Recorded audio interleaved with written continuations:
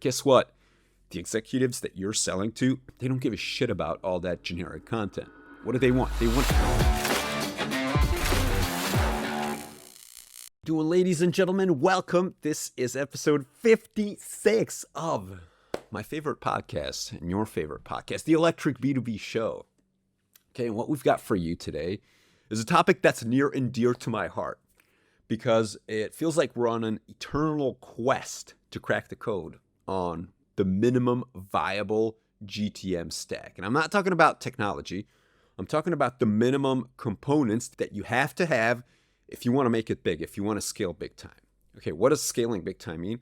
I mean that many companies, all companies experience this, no matter what category you're in when it comes to B2B services and technology, is that you start scaling and growing, and your go-to-market consists of founder-led sales mixed in with some other sales, some partnerships, and some more or less organized marketing.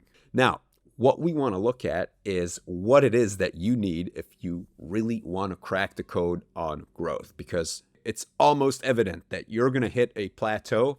Even though your product is great, your team is great, and you're taking care of your talent challenges and all other challenges, you're still not able to crack the code on growth, and it's just stalling, or it's moving along kind of slow. So what is it? What are the 3 essential components that you need if you want to go big? We've studied clients and lots of other companies because this is a question that's really been bugging me. Because think about it, there are 8,000 SaaS tools out there. I bet that in the marketing and sales category, that number is like 3,000. So there are like 3,000 tools, 4,000 tools that you could choose, all related to outbound, automation, CRM, AI-enabled copywriting. So there's just so many tools, so many strategies, so many things you can do, and every one of them seems like a good idea. But you can't do it all, okay? And you have consultants like me telling you, you got to do this, you got to do that, and whatnot. But so I try to dumb it down and reduce everything to its bone and core essentials. What are the 3 things that you have to build out in your business to make your go-to-market unstoppable? Number 1 is, drum rolls, insight. Okay, insight about your market, insight about buyers, insight about where things are going, a system to have an always-on mechanism that delivers you insight into the minds of your buyers and what's going on in your market. Now, what we're not talking about here is that in order for insight to be meaningful, you can't be targeting everybody as a 20-person or a 50-person or a 120-person company, okay? So you've got to have a niched down view of your market, and you've got to have a tightly defined ideal customer profile. Otherwise, insight is going to be all over the place, and you're just not going to have a meaningful relationship with your market, okay? So you can scale up later, but initially when you're starting out, when you haven't yet cracked the code to massive scale, you want to concentrate on one niche per product, okay? Number 2, what happens when you have insight? Well, if you're doing your homework right, then you're able to craft authority out of it. What is authority? Authority is getting your marketplace to know you, to like you, and to trust you, okay? Because everybody knows that people buy from people whom they know, like, and trust.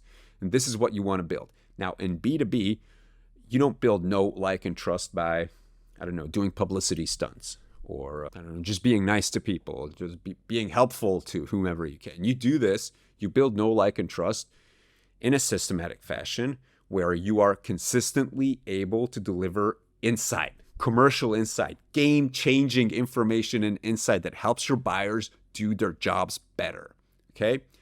And the reason why we have authority, is because we found it to be the number 1 differentiating factor for small and scaling technology companies. Because everybody tries to differentiate, and they think that differentiation has to come from clever positioning around the features that you're able to offer.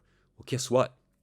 Features are way too competitive, and it is impossible to sustain any sort of competitive advantage if you're basing your differentiation on features. It's just not possible because feature wars are zero-sum games. In most technology categories, you have nearly identical products. So when it comes down to features, the way you can use features to differentiate is to understand your buyers deeply. Again, going back to the previous item, which is insight, to really understand your buyers and see what they need and create the best product for them. Okay, and it doesn't matter that you're the best product in your category. It means you're the best product for your tightly defined ideal audience. Okay, so again, this was number 2. First one was insight. Number 2 was authority. So with authority, you have the know, like, and trust, and suddenly you're able to produce content that is standing out from everybody else, because everybody else is using ChatGPT and Claude to create content. Everybody else is outsourcing content to the Philippines or to, I don't know, interns just so that they have stuff on their blogs. But guess what? The executives that you're selling to, they don't give a shit about all that generic content. What do they want? They want insight. And wherever they can get insight and believable information that they can act on, that's who they're going to listen to. And that's when you have authority. Okay, so number 1, insight. Number 2, authority. What do you do with authority? Well, you sell. But the way you sell is you build a mechanism that will get you high quality leads who convert to deals and to revenue on a consistent and ongoing basis. A lead generating mechanism. You need a way to consistently be able to reach out to new prospects, to new potential buyers, and bring them in the door. And then obviously you need a mechanism to work them to become deals whenever they're ready. But you just can't get around to having a mechanism that is independent of your founders and independent of 1 or 2 sales superstars and their Rolodexes. So you need a lead generating mechanism. Okay, so number 1, insight. Using insight, you'll build authority. And using your authority, you're going to have a highly efficient lead generating mechanism. Now, obviously, you need more than this to succeed, but if you dumb down everything to the core essentials, we found that these 3 things make all the difference when it comes to breaking through and standing out in your category and your market. Ever since having stumbled upon this about a few months ago, we've shifted our attention to providing only these 3 things for our clients. So everything that we do now for our B2B technology clients comes down to building out these 3 assets in the most efficient and fastest way possible.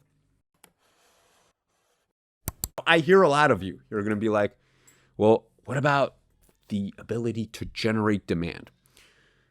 And you'd be right to think that, but demand generation, we see that as a consequence of having insight and building authority. So as you're researching your market on an ongoing 24/7 basis, 365 days of the year, because you have a system for that, you're constantly getting new information, insight, and you have your hand on the pulse of the market and your buyers' minds and hearts, then if you're able to convert that into content and use your authority, then what you're doing is generating demand and you're also building brand.